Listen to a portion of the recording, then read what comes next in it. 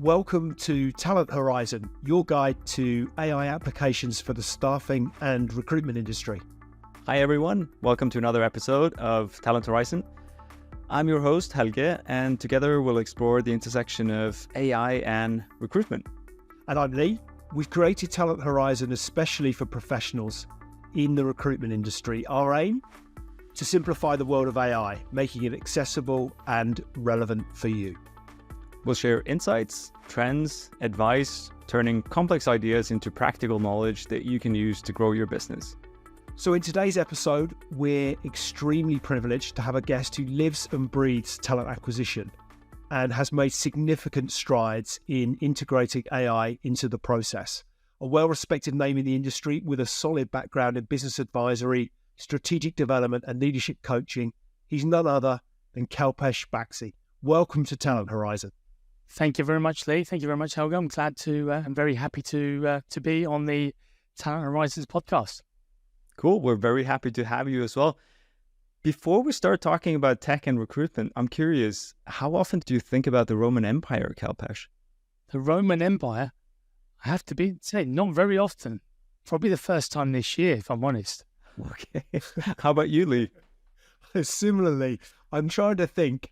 The first thing that came to mind, bizarrely, was the movie Gladiator. All right. And if you're wondering, this is a trend on social media now where it seems like a lot of men are thinking a lot about the Roman Empire, but apparently we're thinking more about AI. So let's get into that instead. Well, Kalpesh, now that we've moved on from the Roman Empire, let's get on to recruitment. It's a field that is not without its challenges, always has been. But in your expert opinion, what are some of the biggest hurdles recruitment businesses are currently grappling with? So we've been through, I think the term unprecedented gets used a lot after we've been through COVID, but we are going through another version of unprecedented times.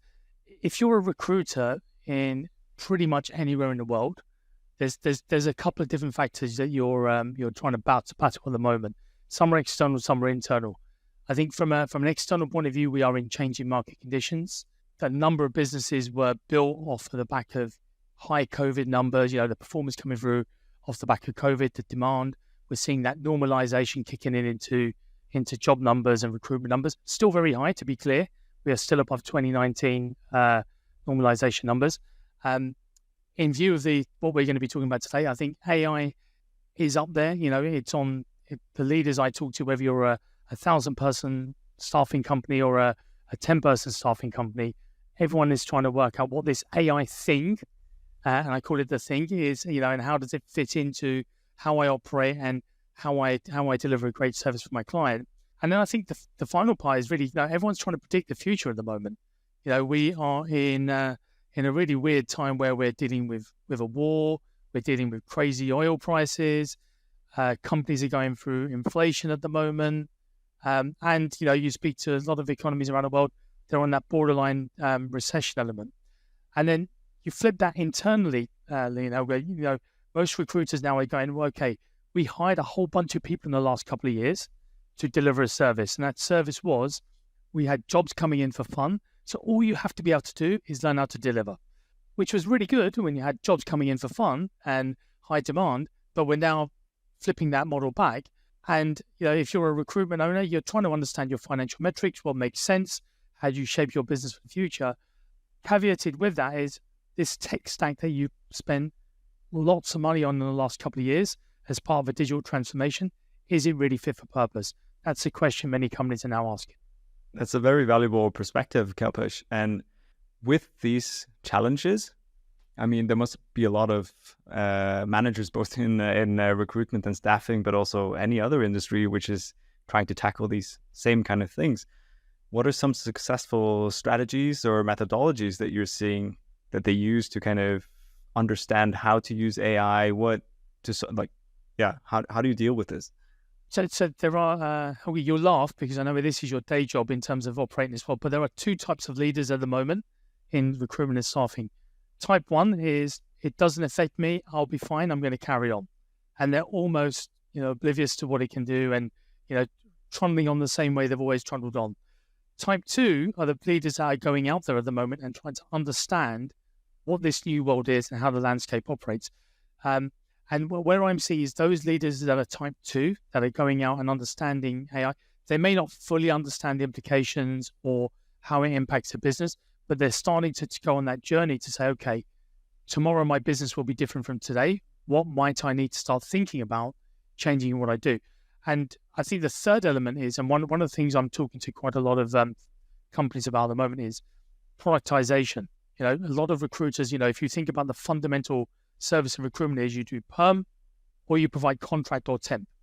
The whole point about bringing this third way of productization and integrating with your clients to offer a more tailored service is something I think we're going to see more and more coming through.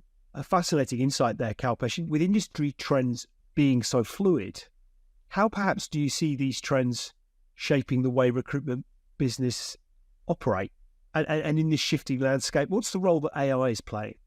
So I think we're already seeing it, Lee, and it's if you look at how if you go back 5 years ago, we talked about it. The digital twin was going to revolutionize everyone.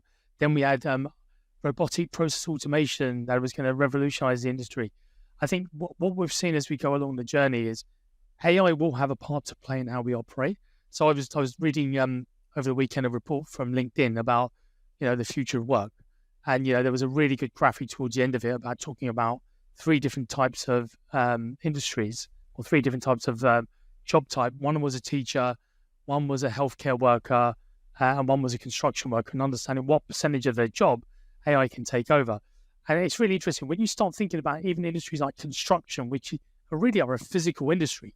It's a human industry where a human still has to, you can have robotics, etc. But if these industries are thinking about what elements of those jobs can be automated and taken away from AI, then in recruitment, we need to start thinking about that process around how we qualify candidates or deliver a service or take a job spec. What can we introduce into our process today that can allow us to offer a better service? And I talk to, I have the privilege of talking both to recruiters and to end clients. And I have the same conversation with both. This is coming. You don't have a choice, right? The choice you do have is whether you get killed by it or you adapt it to actually come out the other side. And what do you kind of see with these type 2 managers that you mentioned? I don't know. What are the things they're finding that could have the biggest drive for their growth in the business?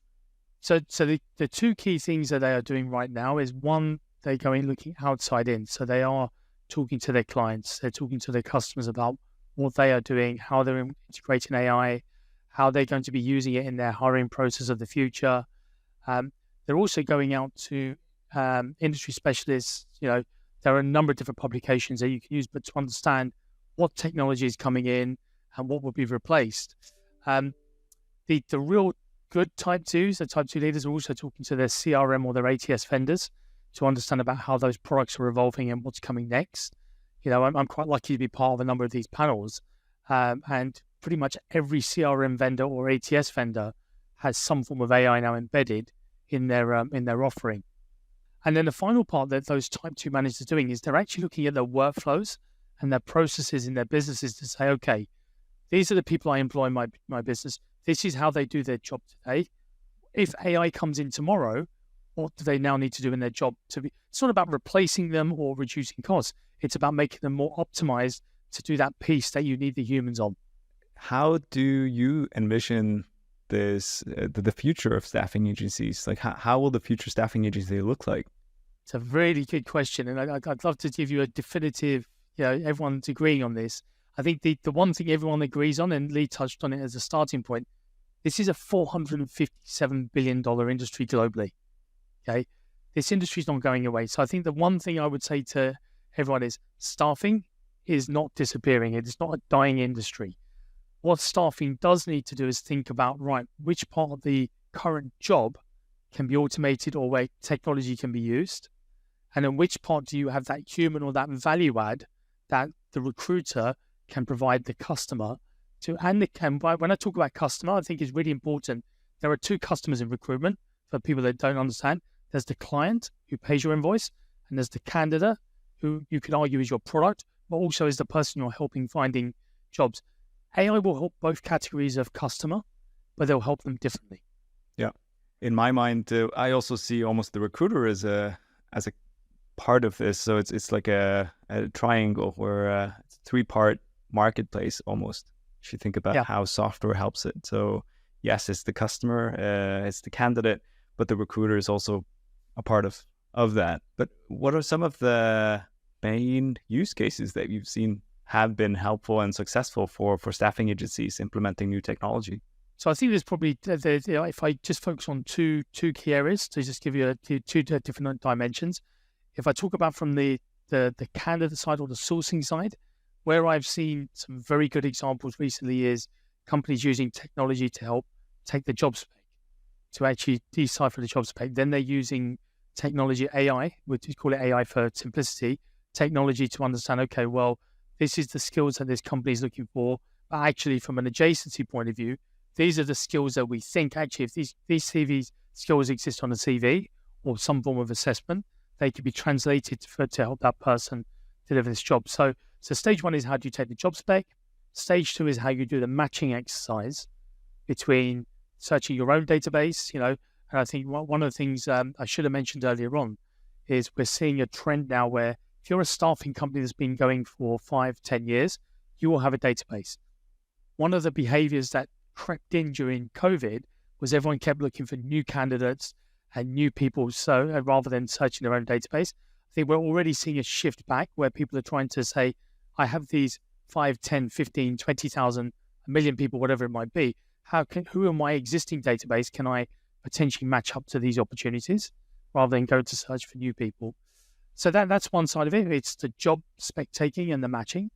The second side of it, where AI is now starting to have a bigger play, and I think recruitment is catching up very quickly with other SaaS industries, is around the outreach and how do you communicate and how you engage with clients.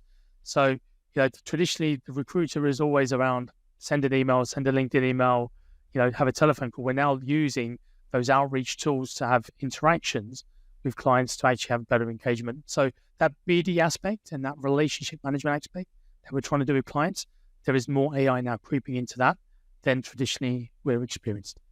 Yeah. I mean, we see as well a lot of potential in talent engagement and activating, the candidates that you already have in your database and have sourced. So you don't have to go out and do expensive external sourcing. And I think what you touch upon with understanding the requirements coming in, I think that's really exciting because before that was quite hard to understand a piece of unstructured text and deduce from it, like with a machine, what kind of skills, what is the role, what's all the requirements in here. Now we have, with the generative AI models, there's the possibility of doing embeddings. So embeddings is almost like you take a piece of text and you put it on an axis. Instead of a 2-dimensional axis, it's a more than 1,000-dimensional axis.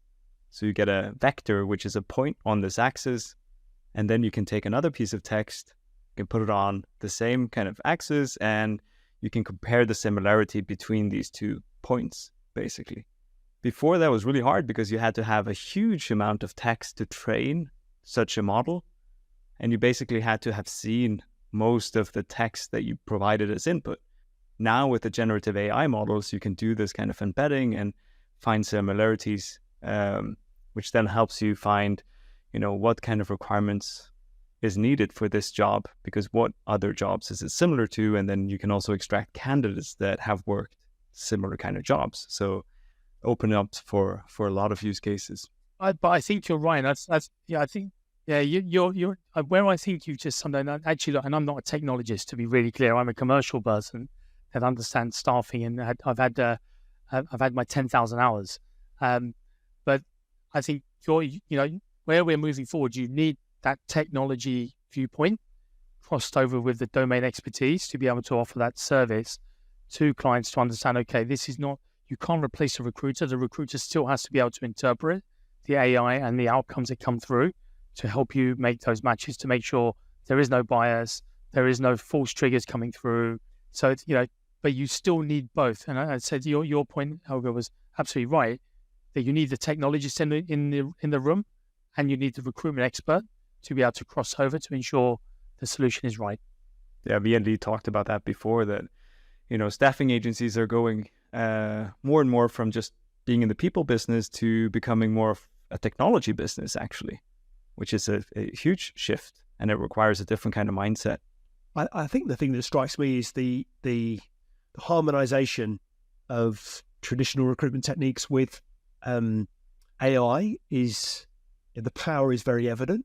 But I think, Kalpesh, you and I are similarly tenured with respect to our experience within the recruitment industry. And I'm intrigued on you touched on this, on, if you like, the traditional recruitment techniques, because my sense is Helga's there described transferability of skills. And I think AI affords us possibly far faster ability to dissect candidate capability and therefore extend outreach, so wider access to talent pools that we might not have traditionally considered.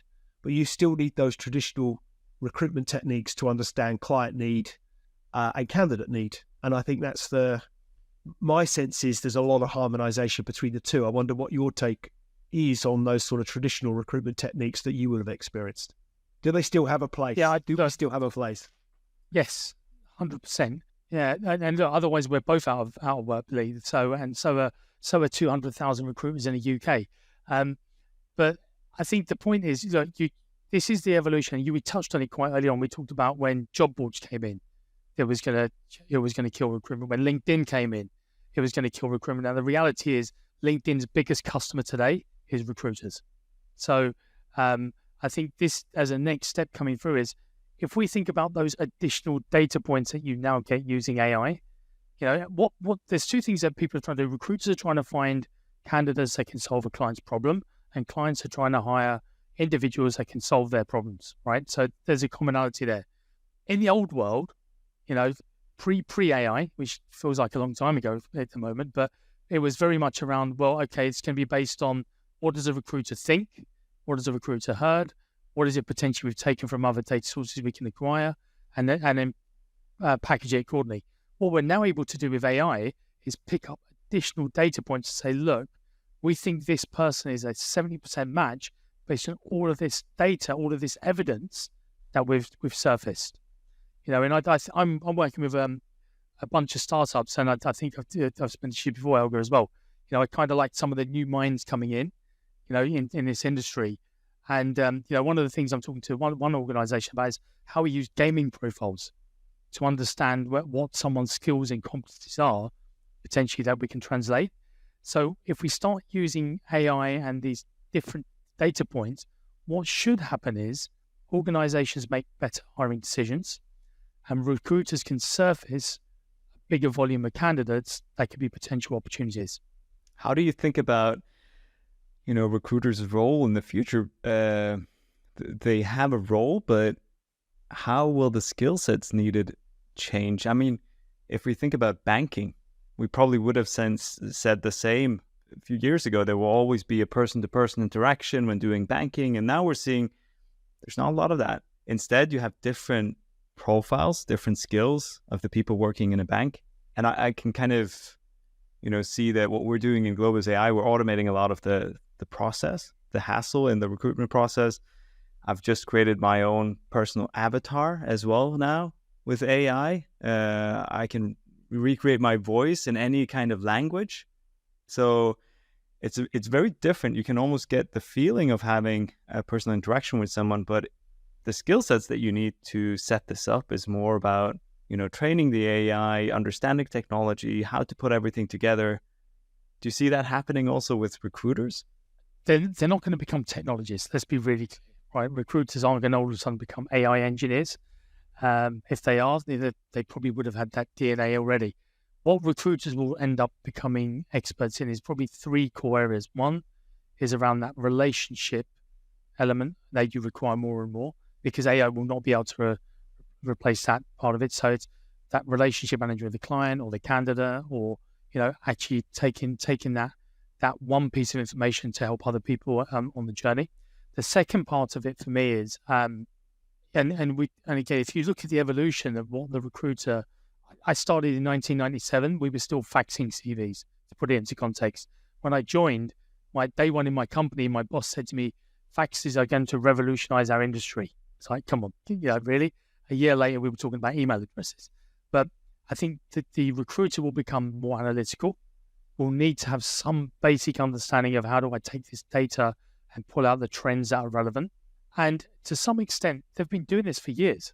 You've got to be able to take what that client has told you, what that job spec has said, what that candidate CV says, what that candidate has told you, what you've surfaced in terms of your research to build a profile of the individual, of the company and interview, and how do you match them.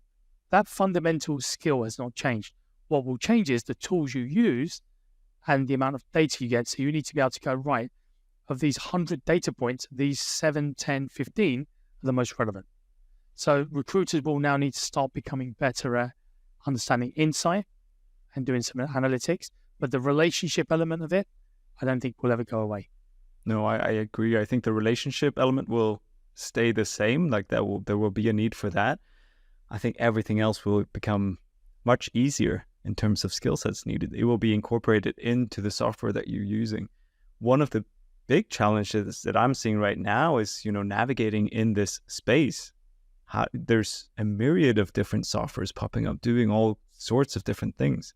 I'm testing out a lot of them every week, but how do you keep up with everything that's going on and what to implement and so on? So in your opinion, what's the secret to staying ahead with all these trends going on? So I'm going to give you the analogy I use quite regularly with company leaders I go into. And I kind of use it, if anyone's got children, you'll understand the analogy a lot better. But it's kind of like I go into a company and go, put all your technology into a box, like your toy box. Now empty out the toy box and put all your technology out. And now one by one, we're going to put every technology back. Does it make a difference to your business? Is it mission critical? Does it add value? If the answer is no in any one of those areas, leave it one side. So I think that's one element. So first of all, you need to do like an audit or a hygiene factor on your existing tech stack. The second part of it is don't get sold to every time, because your point was absolutely right. I think there's some stat I read recently. In the last 12 months, there's been more rec tech, HR tech products coming to market than the previous 3 years. It's crazy what's coming through, and everyone's got slightly on. So if you are a business, the first thing you need to understand is what is your strategy and what is your modus operandi in terms of how you want to move forwards. I would also say, as a recruiter, go talk to your clients. Understand what is on their radar. What are they going to do? Because the worst thing as a recruiter, if you're really serious about this, you spend a ton of cash reworking your process, getting technology to do something you think is right. Then you go and talk to your customers and they're like, nope, that's not what we're doing. We're on a different plane. So it's understanding what does your client want to do, but also be really clear, okay, what do you want to do? And not getting caught in that cycle of every time there's a new toy that comes out, you need to upgrade. Once you're clear on your plan, let it embed, let it work. If it's not working, check is it your process, or check if that technology is right for what you want to do. You make mention there as to the role of the customer, if you like, client side, in those critical conversations around how you're aligning your talent strategy with the needs of your client base. But how about the role of companies like Globus AI, whereby those tech providers are becoming increasingly crucial to what was undeniably a digitized world? And what role do you see companies like Globus AI playing in overcoming the challenges and staying abreast of industry trends for recruitment businesses? I'm going to say I'm very lucky that I've been following Globus now for probably about three odd years in a number of different guises. So I've also been lucky to watch the journey that Helge and his team have been on in terms of the product evolving. So I think if I use Globus as the case study and the blueprint of what we're talking about moving forwards, Globus does exactly what we talked about, right? It can take your job spec, it can understand it, it can help be that interface between the recruiter and the customer, right? As a translator. What Globus also does is it integrates a whole bunch of ATSs and CRMs. Yeah, so if you're that type of recruiter that says, no, I must have an integrated stack, there are companies like Globus how they can do that. If you want something independent, and sometimes I think not everything has to be integrated, it just needs to be able to communicate with each other, right? But if I look at particularly Globus product, it helps you understand that job spec, it helps you optimize your database, and it helps you surface relevant matches. So that technology is going to become more and more important especially as we don't know what the market's going to move into in the next couple of years. Talk about recession, etc. As a recruitment owner or a recruitment leader, you need to be able to give yourself the best chance of getting a return on your investments. So if you can optimize your database and you can optimize your delivering your service to your clients, it gives you 2 chances of winning. Absolutely.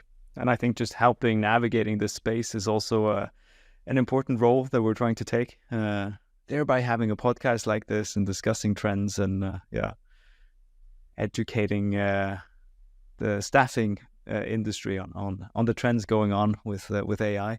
What are you? I was kind of curious to have you seen any benefits when it comes to retention strategies that staffing and recruitment agencies have, like for their candidates?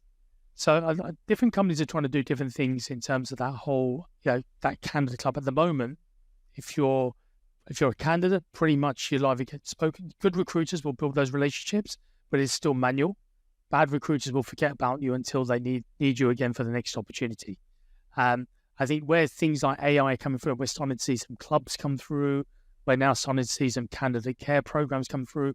The good thing about AI, and if you want to use ChatGPT, because everyone understands ChatGPT, you can create the right sequences and the right engagement tools to make that person feel connected, but also surface insights for that candidate.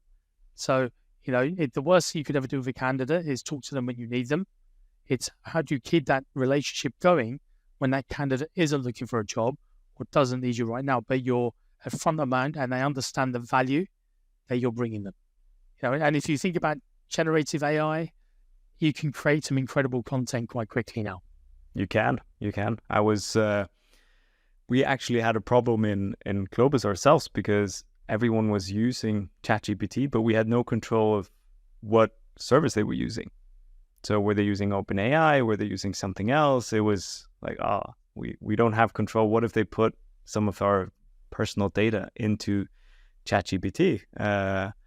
So we set up our own private ChatGPT instance so that we are in control of the data and it's connected to our environment only. And I showed this to one of our customers and they're like, we want that as well. We've been struggling with this. And we're delivering that to them as well, just as a additional benefit. But I think that's the nice kind of relationship that you can have once you get the technologists together with the business side and you talk together. Yeah, I think that's a really cool thing you've done there, because I think, there are lots of companies and, we all read papers, etc. There are some big corporations out there that are blocking ChatGPT usage or OpenAI usage in their organizations for fear of losing critical data, etc. So, offering that type of intelligence out to the market, again, it's a value add that people can use and learn from. They don't have to necessarily use your product. I get that, but the value add is you've done it already, and you can show them how it works for you. Yeah, and I mean they can set it up themselves, but not all staffing agencies have their own IT teams. There are a lot of corporations out there that are saying, no, we're not playing in this game because it's too unstable, too unsafe. So again, having outlets like this for companies to understand this is how people are tackling it, and this is how you can overcome it, is invaluable. Well, thank you for addressing those questions, Kalpesh. Your insights have been extremely insightful, extremely valuable, and I think it's always great to hear from an expert like you, and we really appreciate the time you spent with us today. Thank you very much for having me. Pleasure to have you. All right, so now it's time for news from the AI world. And recently, OpenAI previewed the 3rd version of its image generator, DALL-E, which, as it turns out, is quite impressive. Indeed, for those who haven't been keeping up, DALL-E was not always this efficient. However, the upgraded version seems to be creating images on par with Midjourney and Stable Diffusion. That's correct. And the key takeaways from this upgrade are threefold. So first, unlike other popular image generators, DALL-E can actually render text, which is substantial. Second, DALL-E operates on simple subscriptions instead of needing complex instructions. And that makes it a lot more user-friendly. Absolutely, Helga. And thirdly, DALL-E will be integrated within ChatGPT, which means it combines the skills of producing both coherent text and impressive images. This, my friends, is multi-modality in action. And just for clarity, multimodal AI can both understand and generate text and images, which can have a huge impact from creating social media posts to landing pages, graphic designs. I mean, the possibilities are immense. And we also hear that Google is expected to unveil its own multimodal AI, Gemini, very soon. But with DALL-E, OpenAI is making a strong statement, as if to say, get ready, Google, we're already a step ahead. Exactly. And I think with DALL-E as well, it's a lot easier to use once you get it integrated into ChatGPT, multimodal or not. But, with Midjourney, you have to have a Discord account. It's a bit of a threshold just to get started. So I think with this, we'll also see a bigger uptake on the image generating models. All right, folks, let's dive into another groundbreaking advancement in the world of AI. You're all familiar with Alexa from Amazon as a handy companion to play music, send reminders, or set timers. Now brace yourselves for a more conversational, opinionated, and most importantly, personalized Alexa. Absolutely, Lee.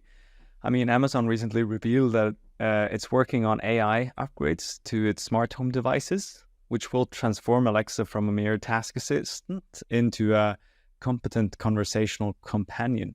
Picture this. You ask Alexa about the best way to stay updated on AI trends, and she responds. Subscribe to XYZ newsletter. It's chock full of AI insights that will be valuable for your recruitment work.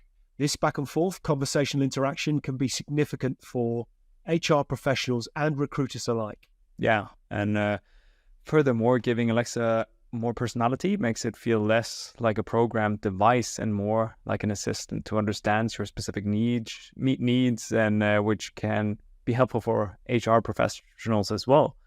From sending reminders about interviews, organizing your schedule, or even finding potential talent based on given criteria.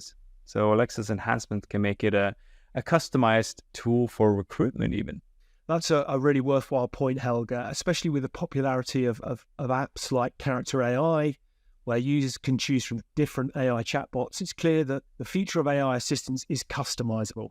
It's intriguing to think about how tools like Alexa, Siri, or Google Assistant will transform the HR and recruitment industry. Yeah, distinctively personalized and conversational AI assistant opens up an array of possibilities for HR functions and recruitment practices. It seems we're about to enter a new and very exciting phase with AI assistants.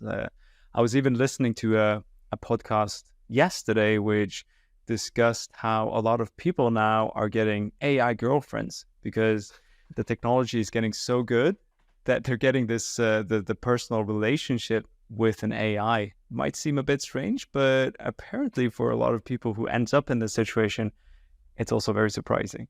So on our next piece of news, it's actually from Microsoft, a tech giant that needs no introduction.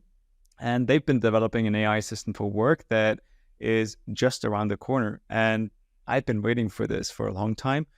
According to Microsoft veterans, the assistant is set to revolutionize the way we work. And you won't believe what makes this assistant truly unique. Microsoft 365 Chat can interact and work with all your apps you typically use every day. Imagine an AI-powered assistant that can summarize your unread emails, draft responses, create tasks, even modify your PowerPoint presentations. It sounds incredible. I mean, that's just a snapshot of the possibilities, but personally, I've been waiting for a long time for, the ChatGPT that integrates with my mailbox and can just draft up responses automatically. That will be very time-saving for me.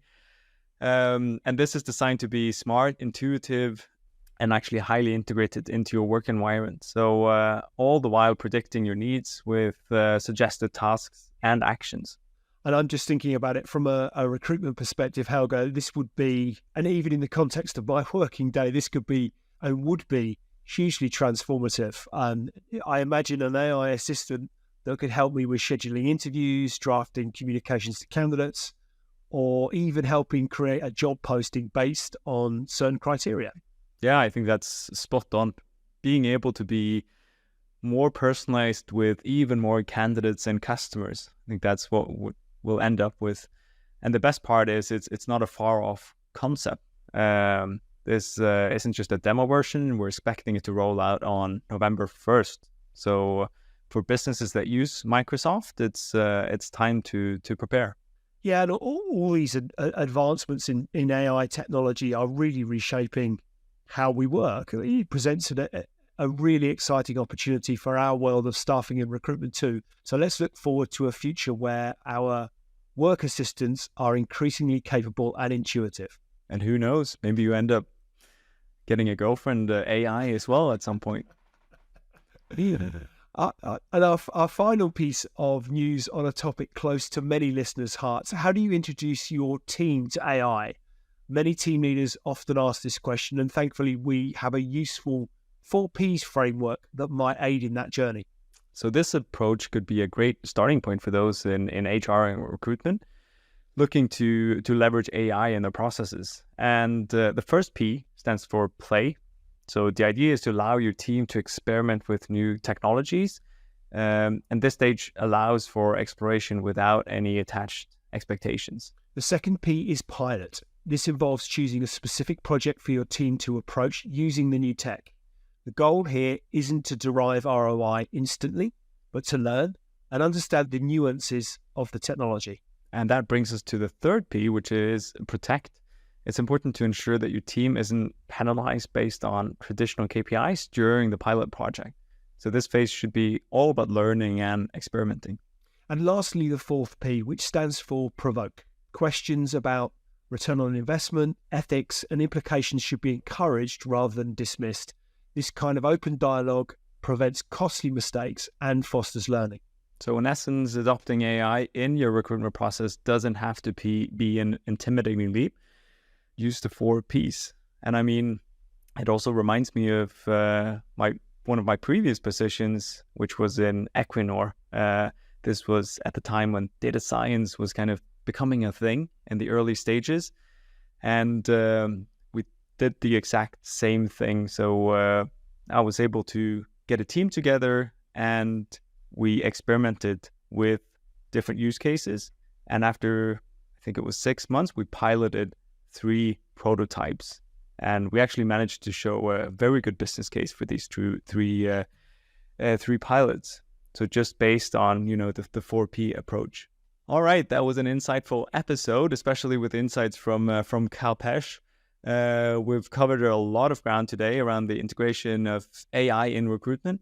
We've learned about current challenges, strategies for success, and gleaned into the future of the industry. Yeah, absolutely, Helga. And a big thank you to Kalpesh Baxi for sharing his extensive knowledge and experience. And of course, our listeners who contributed with their intriguing questions. Remember, every episode is an opportunity to learn and grow. Absolutely. And if you're keen to elevate your recruitment and staffing agency with efficient AI solutions, it's worth exploring Globus AI, of course, which is breaking new grounds in the industry. In Globus AI, it's tailoring artificial intelligence to meet your staffing needs. And don't forget, listeners, to share this episode with your network. Help spread the knowledge. Who knows, you might just help someone ace their next recruitment strategy. And please do join us for the next episode of Talent Horizon, where we'll continue our journey exploring how technology is reshaping the world of staffing and recruitment. Here's to staying ahead of the curve in this thriving industry. Thanks for listening to Talent Horizon. Until next time, stay hungry for knowledge and let's shape a smarter future for recruitment together. Talent Horizon, your insights into the future of recruitment.